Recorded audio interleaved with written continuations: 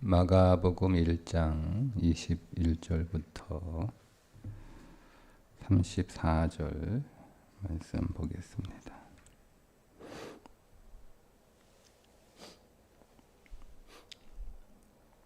함께 읽습니다. 그들이 가버나움에 들어가니라. 예수께서 곧 안식일에 회당에 들어가 가르치시매 무사람이 그의 교훈에 놀라니 이는 그가 가르치시는 것이 권위 있는 자와 같고 서기관들과 같지 아니함일러라. 마침 그들의 회당에 더러운 귀신 들린 사람이 있어 소리질러 이르되 나사렛 예수여 우리가 당신과 무슨 상관이 있나이까?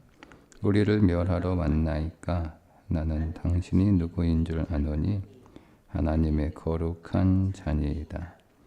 예수께서 꾸짖어 이르시되 잠잠하고 그 사람에게서 나오라 하시니 더러운 귀신이 그 사람에게 경련을 일으키고 큰 소리를 지르며 나오는지라.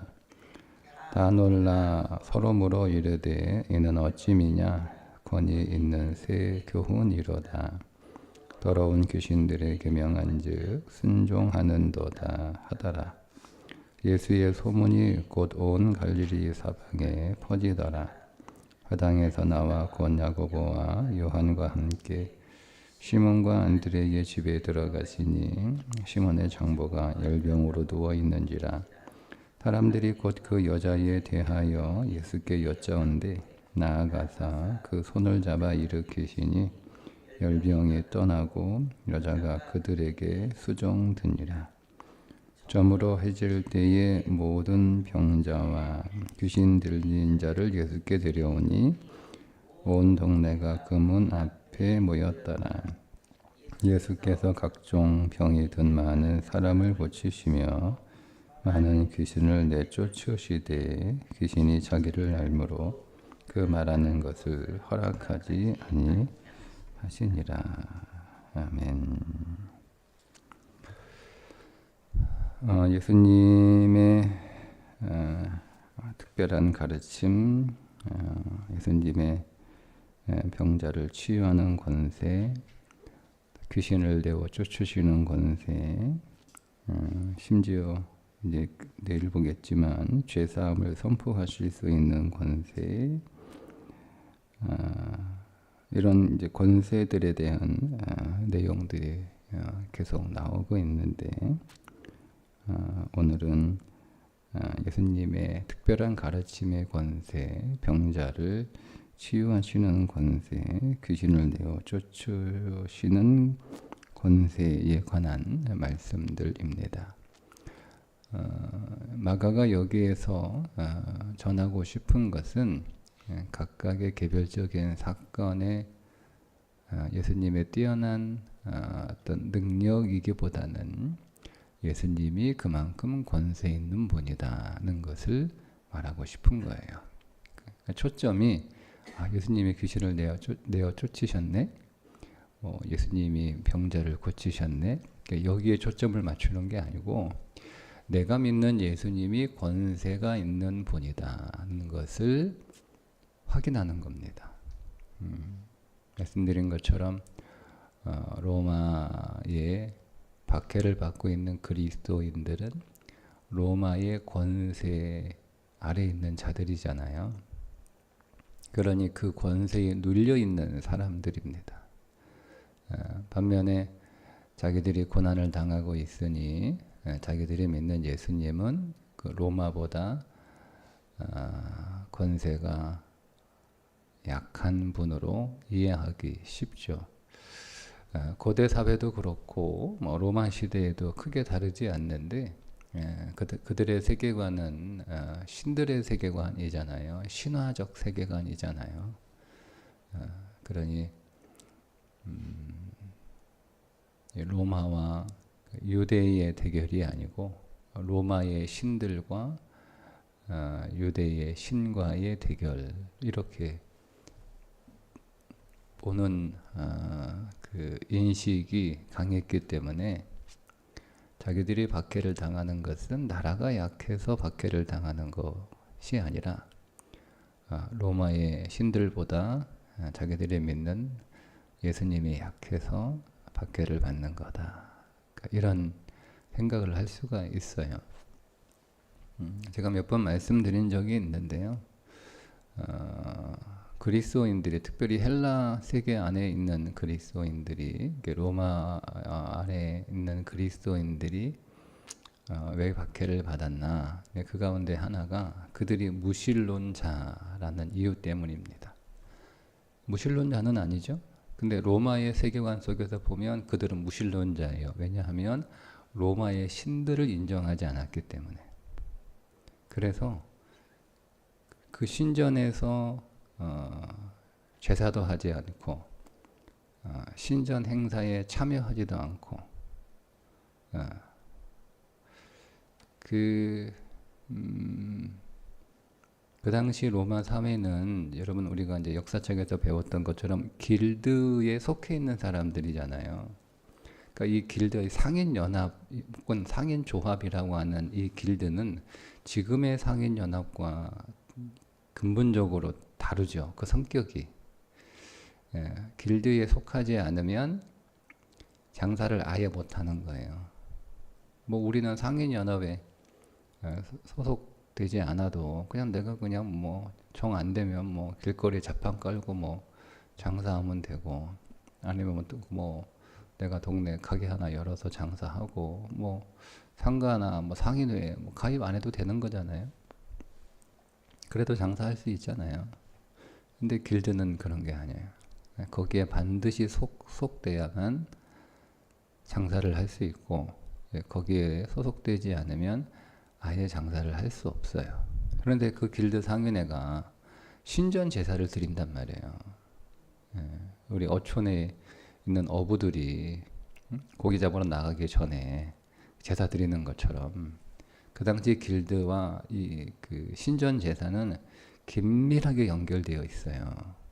그러면 그 장사하는 그리스도인들 혹은 그 장사하는 상인에 고용된 뭐 직원 그리스도인들, 이런 사람들은요, 그들이 꼭 이 신전 제사에 참여해야 되니까 그거를 거절할 거 아니에요. 거절하면 그 사람들이 보기에 뭐예요? 다른 신을 믿는 게 아니고요. 이건 로마의 신들은 어마어마해요. 신 이름도 다 모를 정도로 신이 그렇게 많은데, 그러니까 다른 신이라고 보지 않아요. 그 신전 제사에 참여하지 않으면 자기들이 믿는 신을 인정하지 않으니 무신론자인 거예요. 그래서 무신론자라고 불렀어요. 우리가 생각하는 무신론, 신이 아예 없다라고 하는 개념의 무신론자가 아니에요. 그러니까 성경에서 똑같은 표현인데 그 시대에서 그 단어의 정의가 달라지잖아요. 그러니까 우리가 그 당시 그리스도인들을 무신론자 이렇게 그 문서에서 발견하면 그게 그 시대의 용어와 언어와 개념으로 해석을 해야지, 우리 시대의 용어와 개념으로 해석을 하면 엉뚱한 이해가 되는 거예요. 그렇게 무신론자라고 불렀단 말이에요. 그렇게 무신론자라고 불렀으니 그게 어떤 의미예요?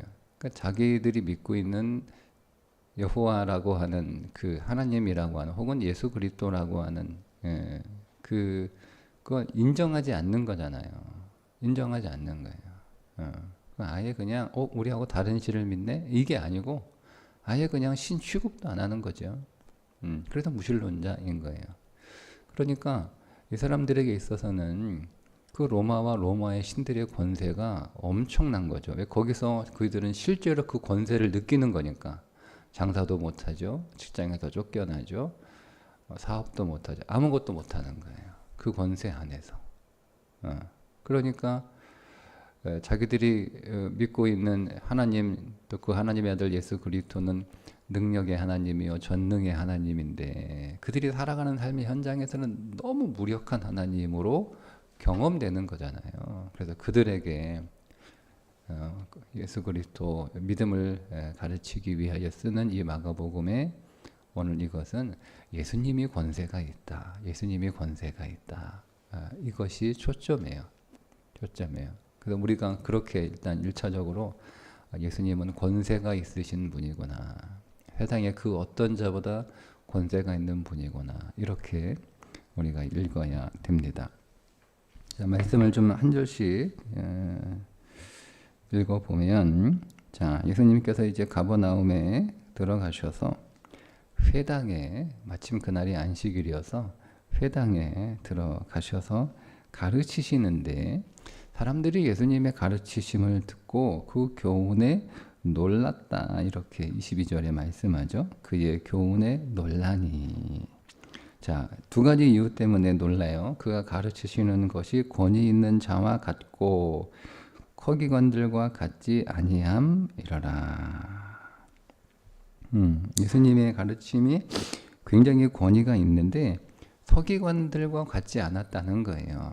저는 이제 이것을 긍정적인 의미로도 볼 수 있고 부정적인 의미로도 볼 수가 있어요. 이 무슨 얘기냐면, 일단 부정적으로 뭐 긍정적으로 우리는 너무 잘 이해가 될 테니까 그거는 생략을 하고, 부정적인 관점에서 이 말씀을 읽어보면 이렇다는 거예요. 사람들이 예수님의 가르침을 듣고 그분의 그 가르침이 권세가 있고 권위가 있다라는 것을 느꼈어요. 그래서 놀라요. 그런데 뒤에 서기관들과 같지 아니하였다 이렇게 나오니까, 서기관들과 같았다라고 하는 말은 그들이 기존에 들었던, 오랫동안 늘 들었던 그 말씀과 다르다는 겁니다. 네? 여러분들이 교회 다니면서 들었던 설교와 다르다는 거예요. 설교와 전혀 들어본 적이 없는 그런 설교를 이 사람들이 들었다는 거예요. 그러니까 여러분, 이 표현은 그들이 기존에 알고 있는 모든 것들을 뒤엎는, 그동안 내가 들었던 그 모든 설교, 모든 성경 이해 그 모든 가르침들을 완전히 뒤엎어버리는 그런 예수님의 말씀이었다라는 의미로도 볼 수가 있어요. 저는 그렇게 더 느껴졌습니다. 이번에 이 말씀을 읽을 때는 그냥 그 말씀이 굉장히 탁월하다라고 하는 그 권위와 권세에 대한 놀라움도 있겠지만, 근데 그게 지금까지 서기관들은 정통적이고 전통적으로 쭉 같은 일관된 해석을 계속 하는 거잖아요. 그러니까 회당에 와서 서기관들이 이제 말씀을 펴서 읽고 그거를 쭉 이렇게 설명을 해주면 늘 그렇게 계속 들어왔던 그런 내용이었는데, 근데 예수님은 그거하고 전혀 다른 해석을 해주시니까, 그래서 기존에 그들이 들었던, 그들이 생각하고 있었던, 그들이 이해하고 그들이 알고 있었던 내용과 완전히 달라, 이거 완전히 엎어버리는 그런 말씀이었기 때문에 그들이 놀랐다, 이렇게도 좀 볼 수가 있습니다. 자, 그렇게 읽고 뒤에 있는 말씀을 읽어보면, 마침 그들의 회당에 더러운 귀신 들린 사람이 있어 소리질러 이르되. 자, 회당에 귀신 들린 사람이 있었다라고 하는 것을 우리가 조금 의아하게, 왜 회당에 귀신 들린 사람이 들어와 있어? 그래서 귀신 들렸다라고 하는 것을 우리가 생각하는 그 귀신 들림으로 이해하기보다는, 원래 그대로 번역을 하면 부정한 사람이 들어와 있다, 이런 뜻이에요. 부정한 사람이, 부정한 영 안에 있는 사람. 다르죠, 느낌이. 여러분, 귀신 들린 사람하고 부정한 영 안에 있는 사람하고 좀 느낌이 완전 다르죠. 그러니까 우리는 귀신 들린 거라면 이제 우리가 생각하는 우리가 좀 이렇게 좀 미친, 그런 헛소리하고 뭐 그런 사람, 그런 귀신 들린 그런 사람을 우리가 보통 이해를 하는데, 부정한 영 안에 있는 사람이 그 회당에 있었다라고 할 때, 부정한 영이요, 부정한 자가 그 안에 앉아 있는 거예요, 회당 안에. 그러니까 전체적인 앞에서 제가 이제 1장부터 쭉 이렇게 이해했던 그 맥락 안에서 이 말씀을 이해해 보면, 세상의 영을 가지고 있는 사람이 회당에 앉아 있는 거예요. 세상의 영, 그게 뭐예요? 바벨의 영이에요. 바벨의 영. 여러분, 마가복음은 누구한테 배웠어요? 마가는 베드로한테 배웠죠. 우리가 베드로 전서 봤는데 베드로가 세상을 뭐라고 불러요? 바벨이라고 불렀어요. 그러니까 마가도 같은 이해를 가지고 있었을 것으로 봐요. 수석한테 배웠으니까. 마가가 예수님에 관해서 누구한테 들었겠어요? 마가는 예수님을 잠깐 본 적은 있지만 예수님으로부터 어떤 교훈이나 어떤 걸 이렇게 만난 적은 있지만 그걸 배운 적이 없는 제자예요. 제자가 아니에요. 배운 적이 없는 제자가 아니란 말이야. 마가는. 그러니까 이 예수님에 관하여 지금 마가가 이렇게 쓰고 있는데 어떻게 쓸 수 있어요? 누구한테 들어가지고? 베드로한테 들은 거예요. 베드로가 예수님에 관해서 쭉 자기 곁에 두고 자기와 함께 동행하고 하면서 예수님에 관하여 베드로가 쭉 얘기한 거야. 그 얘기한 걸 자기의 이제 관점에서 그 자기가 이 염두에 든 로마 박해받는 그리스도인들을 위해서 이제 쭉 마가복음을 서술해 나가는 거잖아요. 그리고 지금 마가도 로마에 살고 있는 상황이거든요. 로마에 있을 때 로마에서 쓴 거예요. 그러니 이 마가의 관점 안에 있어서 로마는 바벨이에요. 그렇게 표현은 하지 않지만 제가 해석해내는 게 아니고 이 마가의 배경과 그 시대를 그리고 베드로와 연결시켜서 이해를 하면 마가도 그런 표현은 하지 않지만 정확하게 분명하게 로마를 바벨로 보고 있었을 것이 분명합니다. 스승이 그렇게 보고 있으니까 제자도 그렇게 보고 있을 거 아니에요. 그러니까 이것이 만약에 오늘 우리들에게 적용을 한다면 우리가 뭐 교회 안에 귀신 들린 사람이 들어오는 건 아니잖아요. 그러면 교회 안에 귀신 들린 사람이 있는 거예요. 근데 그게 누구냐? 바벨의 영에 붙잡힌 자들이에요. 세상의 영에 붙잡힌 자들이에요.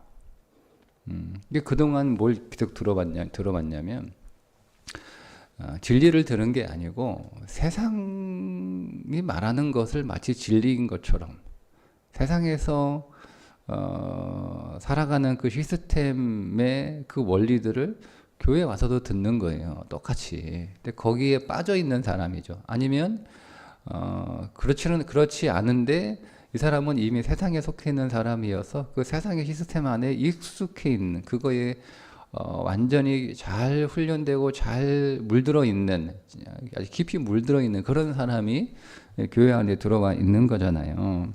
자, 그런 세상 논리에 익숙한 자들이 어느 날 하나님 나라의 진리를 들으니까 충격을 받은 거예요. 자기가 생각했던 삶의 방식과 지금 예수님이 오셔서 말씀하신 삶의 방식이 다른 거죠. 자기는 이제까지 서기관들로부터 오복에 대해서 열심히 배웠는데 오늘 예수님이 오셔가지고 팔복을 얘기하시니까 깜짝 놀라는 거예요. 바벨 시스템에 대해서 계속 들었는데 서기관들한테 예수님이 오셔가지고 하나님 나라 시스템을 쫙 얘기하니까 이게 다 뒤집어지는 거잖아요. 뭐야? 이거 내가 지금까지 들었던 거. 서기관들이 이렇게 얘기했는데 저 사람은 지금 무슨 소리 하는 거야? 이런 감정을, 이런 생각을 갖지 않았을까? 그런 맥락 안에서 24절을 읽어보면 나사렛 예수여, 나사렛 예수라고 부르잖아요. 폄하하는 거예요. 폄하하는 거. 예수님이 왜 나사렛 사람이에요? 예수님이 나사렛에서 태어나지도 않았는데 물론 거기도 좀 사셨어요. 어린 시절.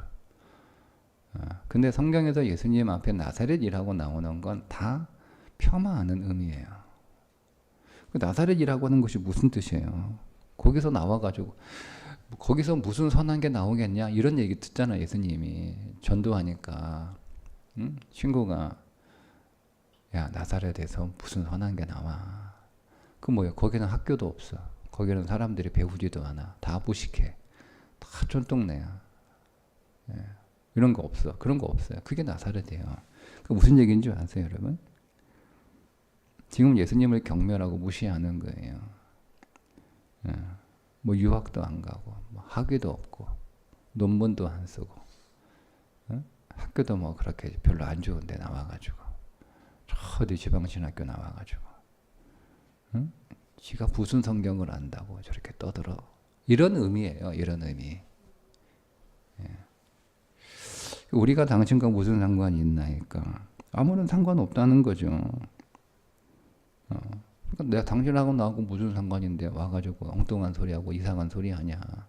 우리 그동안 잘 듣고 있었는데, 우리 그동안 잘 살고 있었는데, 왜 가지고 사람들 다 선동하고 엉뚱한 소리 해가지고 왜 이렇게 혼란스럽게 하고 어지럽히냐. 이런 의미예요. 이런 의미예요. 우리를 멸하러 왔냐? 교회 망치려고 왔어? 교회 무너뜨리려고 왔어? 뭐 이렇게 얘기하는 거예요. 당신이 누구인 줄 아노니 하나님의 거룩한 자녀이다. 여러분, 진리가 뭔지를 알아요. 알아요. 근데 그 세상의 욕망에 그 진리를 용납하지 않는 거예요.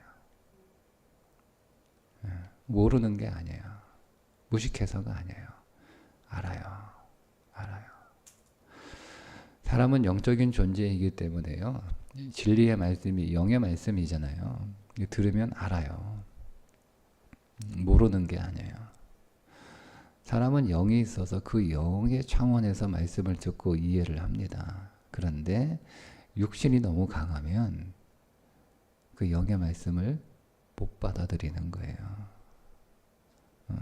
저는 이렇게 말씀을 좀 묵상을 했어요. 안 그러면 뭐 우리 교회 귀신 들어오는 것도 아니고 뭐 설교할 때 저 귀신이 헛소리 하는 것도 아니고 뭐 그러면 뭐 저하고는 전혀 상관이 없는 말씀이잖아요. 여러분도 마찬가지겠죠.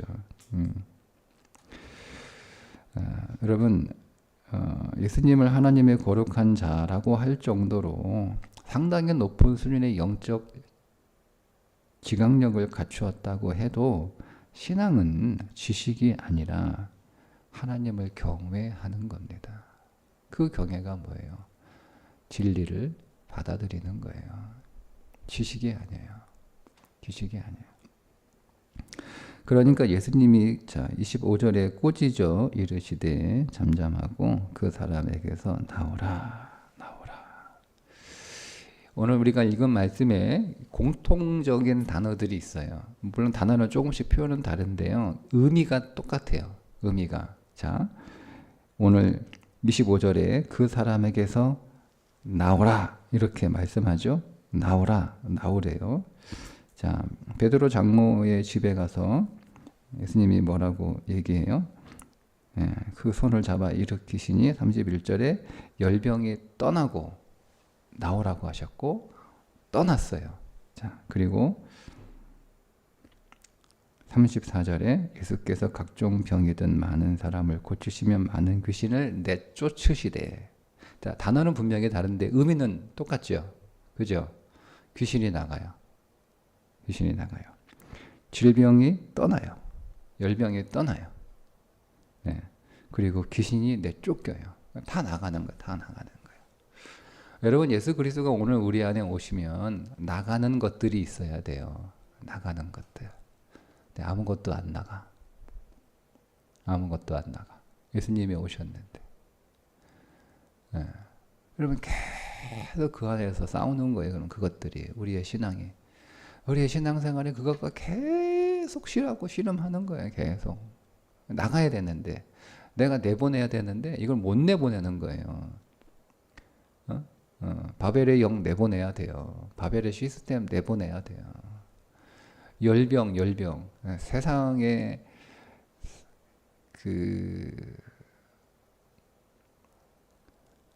세상을 사랑하고 세상을 원하고 세상을 더 얻기 위하여 그렇게 살아가기 다 열병이거든요. 그런 열정들, 이런 열정들, 세상을 더 얻기 위한 열정들, 이런 열정들, 이게 열병이에요. 그거 나가야 돼요. 내보내야죠. 쫓아내야 되는 거예요. 온갖 귀신들을 다 쫓아내야 되는 거예요. 나는 귀신 들린 사람이 아니니까 말씀드렸잖아요. 부정한 영이에요. 부정한 영. 그러니까 그리스도가 아닌 것들, 진리가 아닌 것들. 제가 이제 전에 자주 말씀드렸던 종교인과 그리스도인들의 차이가 뭐냐? 종교인은요, 종교만 바꾼 거예요. 종교만. 그게 종교인이잖아요. 사람들은 다 자기 세계관이 있어요. 사람들은 다 자기 가치관이 있단 말이에요. 결혼관이 있죠. 가족관이 있죠. 교육관이 있죠. 직업관이 있죠. 재물관이 있죠. 인생관이 있죠. 이게 그 사람을 형성하고 있는 그 사람의 세계관이거든요. 사람은 그 세계관 속에서 살아가는 거예요. 그 세계관이 그 사람의 삶을 선택하고 결정하게 하는 거예요. 그러니까 내가 뭔가를 선택할 때 내가 가지고 있는 세계관 속에서 그 선택하는 거예요. 내가 어떤 직업을 선택할 때 어떤 사람은 돈만 많이 주면 돼요. 뭐 야근을 뭐 매일 시켜도 상관없어요. 돈만 많이 주면 나는 그 직장이 최고예요. 근데 어떤 사람은 돈을 좀 적게 줘도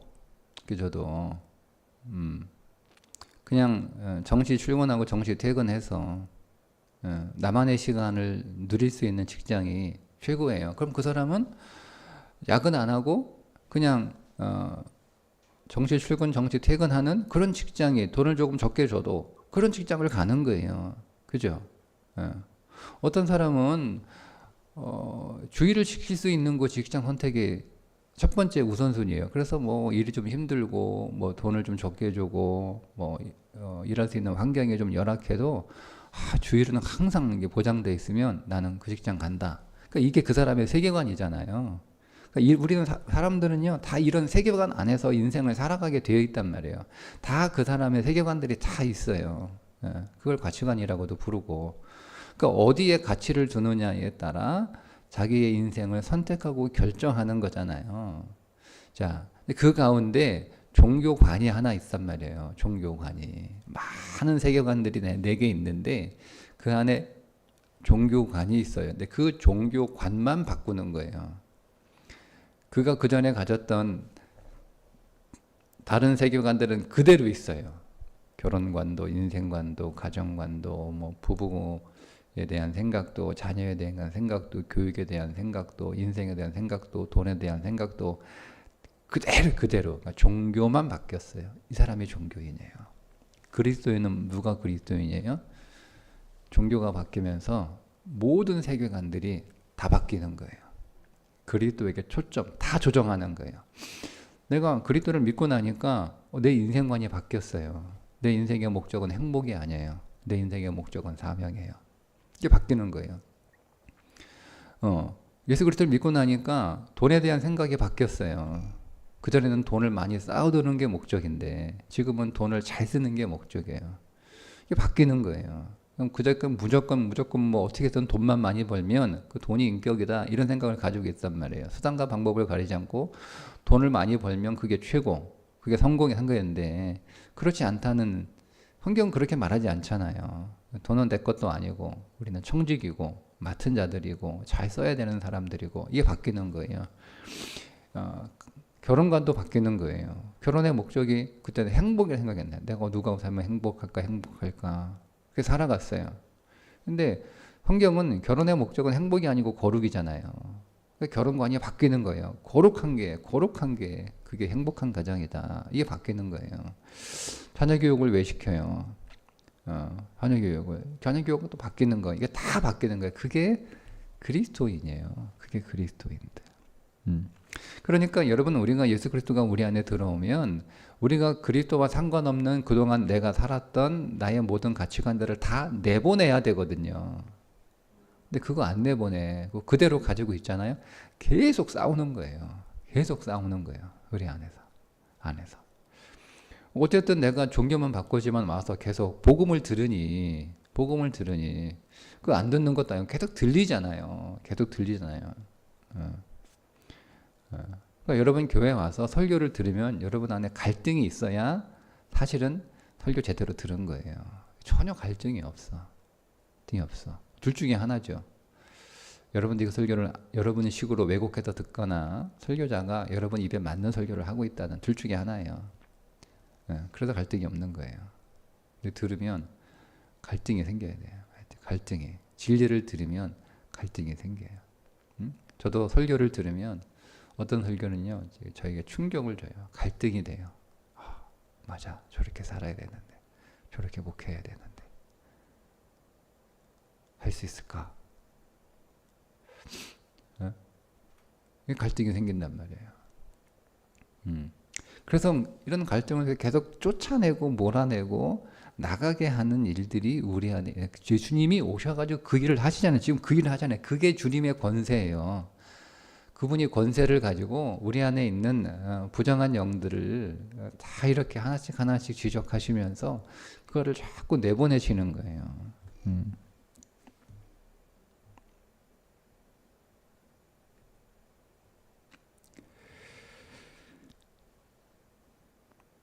그리고 이제 예수님이 베드로 장모의 집에, 베드로가 원래 그 가버나움이 그의 집은 아니죠. 베드로는 베세다 사람이잖아요. 근데 아마 처가가 가버나움이었던 듯하고, 그가 주로 이제 어업을 했던 장소가 가버나움인 듯합니다. 근데 그 집에 이제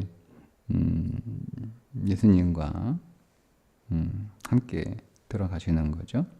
야고보, 요한과 또 시몬과 안드레가 들어갑니다. 근데 이제 그 집에 베드로 장모가 열병에 누워 있는 것을 사람들이 예수님한테 얘기하니까 예수님이 그의 손을 잡아 일으키셔서 열병이 떠나고 여자가, 즉 장모가 예수님을 수종듭니다. 자, 우리 안에 이런 것들이 나가요. 그럼 뭐 해야 되는 거예요? 그 다음에 예수님을 섬겨야 되는